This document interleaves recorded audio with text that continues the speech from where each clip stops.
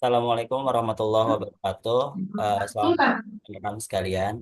Yang terhormat, dosen pengampu Teknologi Informasi, Bapak Yusril Arif Ferdianto, ST, MMSI, yang saya banggakan rekan-rekan sekalian.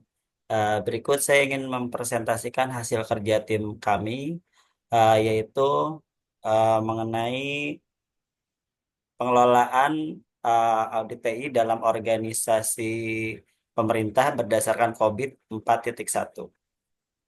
Sebelumnya, di sini saya akan share screen terlebih dahulu hasil proyek dari kelompok kami. Eh, Terlihat teman-teman?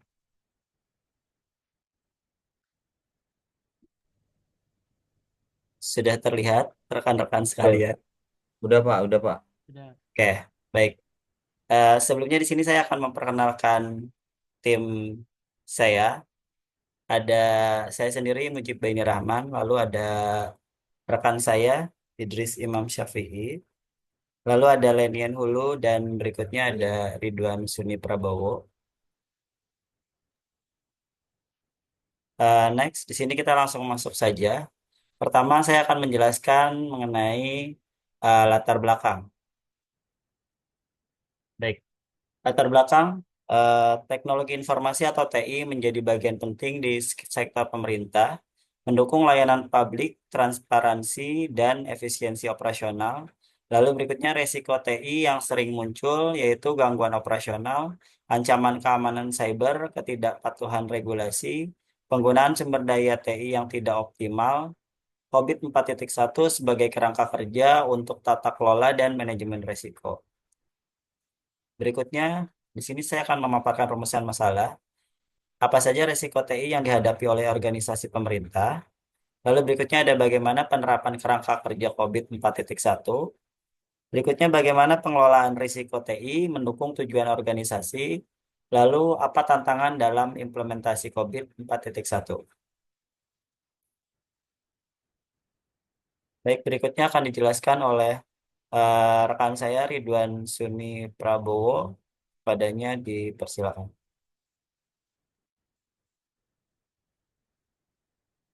Baik, yang berikutnya tujuan penelitian. Yang pertama, mengidentifikasi risiko TI dengan organisasi pemerintah. Lalu, menganalisis penerapan COVID 4.1 dalam pengelolaan risiko TI. Yang ketiga, memberikan rekomendasi strategi pengelolaan risiko TI. Dan yang terakhir, mengidentifikasi tantangan implementasi COVID 4.1.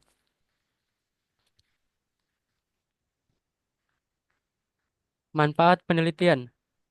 Bagi pemerintah, panduan mengelola risiko TI, kepatuhan regulasi.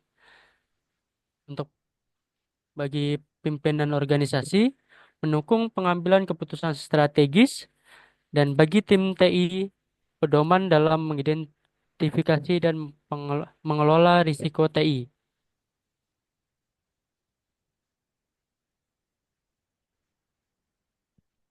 Lalu di sini ada kerangka kerja COVID 4.1. Planning and Organization atau yang disingkat PO. Contoh PO 9, Assess and Manage IT Risk. Lalu Equation and Implementation AI. Contohnya evaluasi solusi TI. Delivery and Support.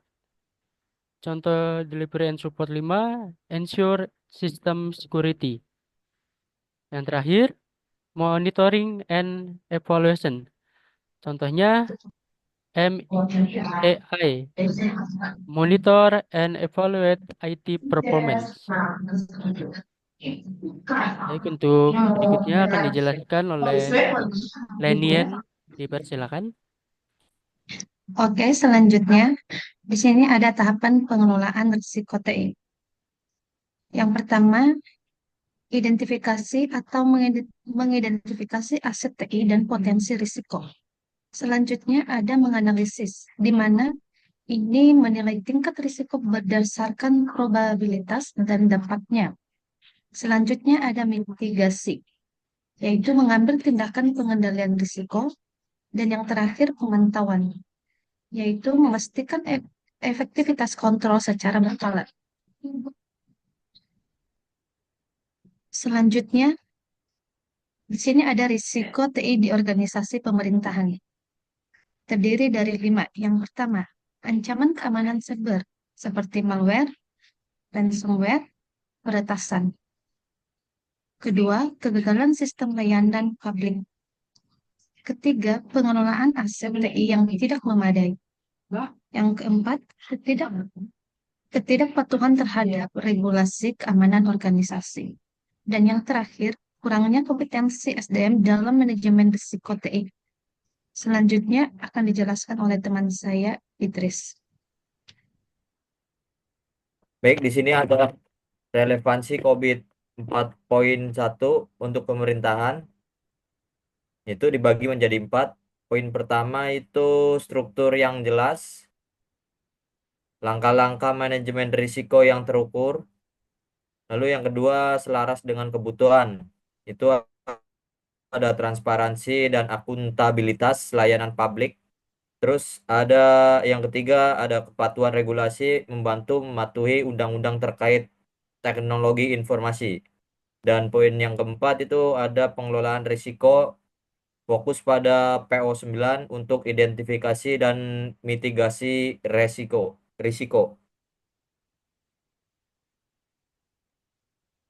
Lalu kesimpulan. Simpulan dibagi menjadi 4, yaitu yang pertama pentingnya pengelolaan risiko teknologi informasi, yaitu yang pertama mengurangi risiko seperti ancaman cyber dan kegagalan sistem, lalu meningkatkan kualitas layanan publik. Dan yang kedua ada COVID 4.1 sebagai solusi, menyediakan pendekatan sistematis untuk tata kelola risiko teknologi informasi. Yang ketiga, manfaat implementasi, patuhan regulasi, dan efektivitas manajemen risiko. Dan yang keempat, tantangan implementasi, keterbatasan anggaran, dan kebutuhan pelatihan sumber daya manusia. Lalu di sini sarannya yang pertama, peningkatan kapasitas sumber daya manusia, yaitu pelatihan dan sertifikasi terkait COVID 4.1.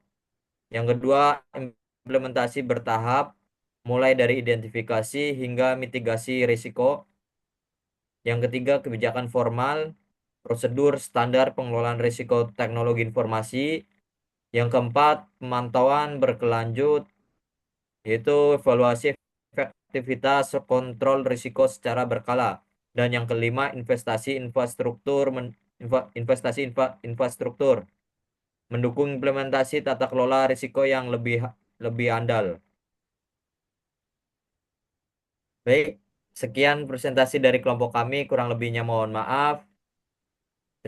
Wassalamualaikum warahmatullahi wabarakatuh. Waalaikumsalam.